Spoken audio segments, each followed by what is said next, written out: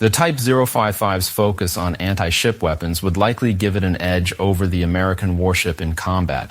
The U.S.-China rivalry is heating up as never before, with China expanding beyond the first island chain, the archipelago stretching from the Kamchatka Peninsula through Japan and Taiwan all the way down to the Philippines, as their recent naval drills in the Tasman Sea showed. The United States Navy could soon find itself in a shooting war with China. Such a war will likely be waged over the fate of Taiwan.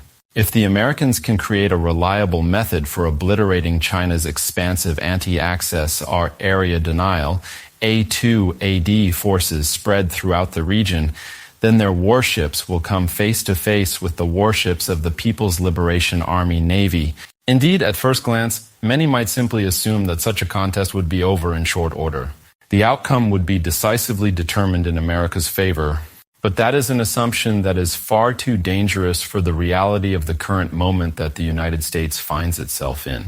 After all, the Americans will be fighting China much closer to China's territory, giving Beijing's forces a real home field advantage. Furthermore, the Chinese plan has created advanced warships, and they're doing so at far greater numbers than the U.S. Navy. One such warship the U.S. Navy would likely deploy into the fray against China would be the Ticonderoga-Class guided missile cruiser, and it would likely face off against the plan's Type 055 Renhai-class stealth-guided missile cruiser.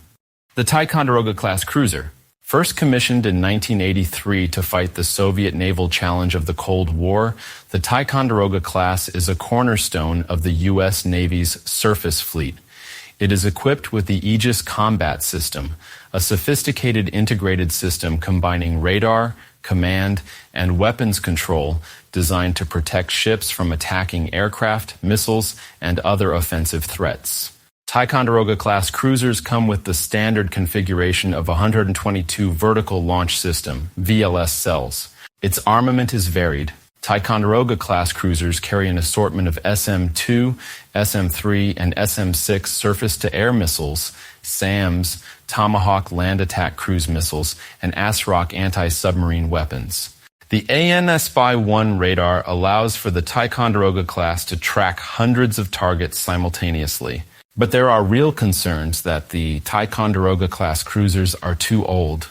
At the same time, the U.S. Navy is struggling to build newer replacement warships for the Ticonderoga-class, which explains why the Pentagon reversed its original plan to retire 3 of the 9 Ticonderoga-class cruisers in 2027, the same year defense planners in the Pentagon have said that China will be able to attack Taiwan.